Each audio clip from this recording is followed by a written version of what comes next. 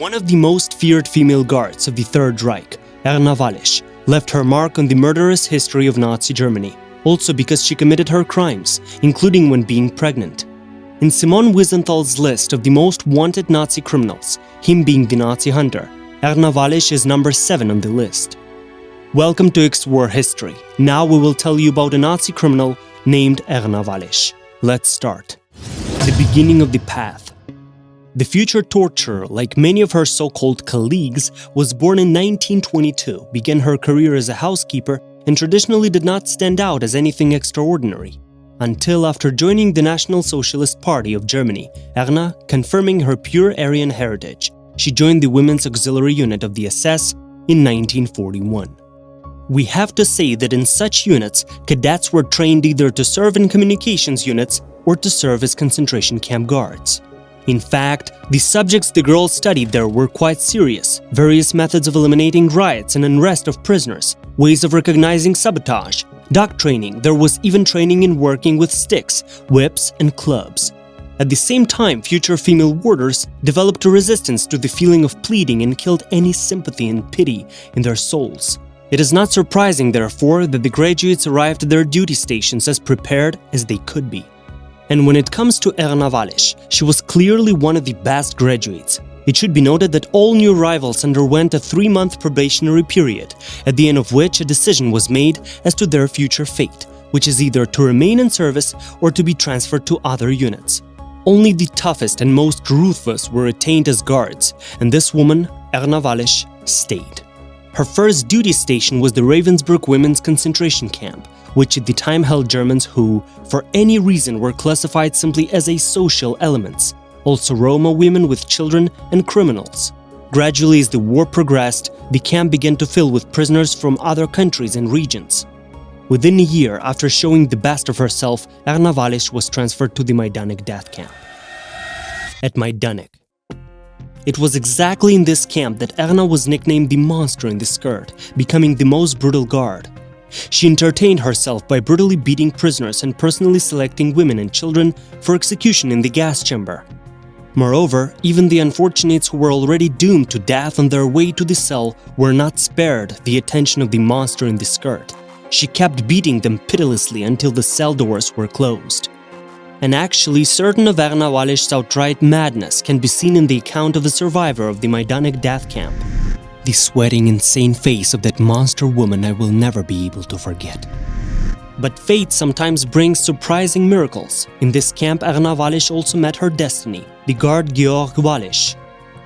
It is an interesting coincidence that a month before the lovers' workplace wedding, operation under the name Harvest Festival was staged at Majdanek, when all Jewish prisoners in the 3 concentration camps that operated in Poland were completely exterminated. The total death toll was over 40,000 people, half of whom died at Majdanek. By the way, Erna Wallisch got married when she was already well into her pregnancy, which, however, did not prevent her at all from being so cruel, that even now the memories of the few witnesses make one's hair stand up. For example, Jadwiga Landowska recalled after the wartime. That pregnant monster woman who was losing her self-control and attacking us seems never to have been called to justice. The pregnant woman had the boy lying on the floor with some kind of whip. His head bled and he didn't show any signs of life. A month after her marriage, Erna Wallisch left Majdanek to give birth in a quiet and prosperous Austria. In fact, it was the child that saved the sadist from justice. Already in 1946, Erna's husband returned from the camp. And even though it's shocking, but the family lived quite peacefully and safely. Payback and repentance. Moreover, despite the Poles' post-war efforts to urge the Austrian authorities to be rational, nothing came of it. 5 surviving witnesses were found who were willing to testify against Erna Wallisch, but the warden herself was reluctant to visit Poland, where she was facing at least life imprisonment, and the Austrian prosecutor's office was just getting off excused. Finally, when the case took a serious turn again in the early 1980s, and Wallisch was likely to stand trial, Austrian authorities refused to extradite the criminal with astonishing justification. We recently received new evidence from Poland which indicates that a woman killed a prisoner, so the question is whether the evidence points specifically to Wallisch. And that will be extremely difficult to establish given that more than 60 years have passed. So the past is the past and people should quite simply let it go, right? But a note here, it's only when it's beneficial in one way or another. Additionally, the Austrian authorities clarified that Erna Wallisch's case fell under the law of criminal persecution, according to which, yes, the time limit on the case had long expired. On this basis, in 1972, the criminal case against Erna Wallisch was dismissed by the Austrian authorities, despite new evidence of direct guilt and involvement in the abuse of prisoners.